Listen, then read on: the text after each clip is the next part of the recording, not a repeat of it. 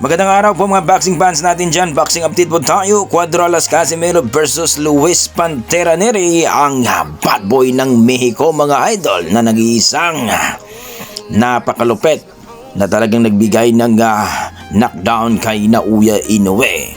Mukhang matutuloy na ang laban nila mga idol. Sa March o April daw ito mangyayari mga idol. Nako, sa bansang Japan daw ito mga idol mangyayari.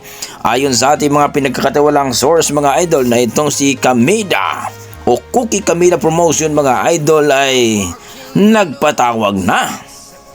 At sabi nga nila, nasa March o April daw ang laban ni Cuadro Alas Casimero. Bagamat hindi pa naman binutyag ang kung sino makakalaban ni Casimero, pero sure na daw na sa March o April ang kanilang laban. Pinapailalayas na daw ito mga idol dahil gusto nga daw ni Casimero na makuha ang belt dito sa featherweight division. So marami ang nagsasabi mga idol na dapat daw talaga na itong si Luis Pantera Nery ang makalaban ni Casimero dahil talagang pinakita na ni Kameda na sila daw ang dapat maglaban dahil pinakyat na ito at sigurado daw magandang laban daw ang mangyayari dito sa ating 3 Division World Champion na si Cuadro Alas Casimero kontra kay Luis Pantera Nery, ang 2 Division World Champion mga idol. Kaya abangan natin to mga idol. Napakagandang salpukan ito kung mangyayari na ito mga idol.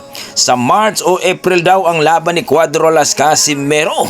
No, kaya pala itong si Cuadro Alas Casimero mga idol tinapos ng bakasyon at nagtitraining na daw ito. Hindi lang masyadong pinakita daw ang training ni Casimero ngayon mga idol, sapagkat ayaw din niya na makita na ang kanya mga talagang brutal na training daw mga idol. Hindi daw basta-basta itong si Luis Nery mga idol, kaya talagang paghahandaan daw ng kampo ni Cuadro Alas Casimero mga idol. So kayo mga idol, ano masasabi nyo dito sa laban ni Cuadro Alas Casimero versus Luis Pantera Nery sa Abril? Kung matutuloy nga ito mga idol dahil sinisigurado na ng kampo ni Cookie Kameda na maglalaban ng dalawa mga idol, dahil hindi daw siya magpapahiya na pinaakyat itong si Cuadro Alas Casimero nung pagkatapos ng laban ni Luis Pantera Nery mga idol. Kaya ito na ang napakagandang balita mga idol. Sa March o April na sigurado ang laban ni Cuadro Alas Casimero. Kaya umaasa ng ating mga boxing fans na kung sakali daw na matuloy ang laban ni Casimero at Nery ay TKO ang abuti ni Luis Pantera Nery sa kamay ng ating pampato na si Alas mga idol. Kaya puspusa na ang training ng ating pambato na si Cuadro Alas mga idol. Ano masasabi nyo dito mga idol? Dating balita, please comment down below mga idol para ating pag-usapan. Maraming salamat, ingat po kayo lagi.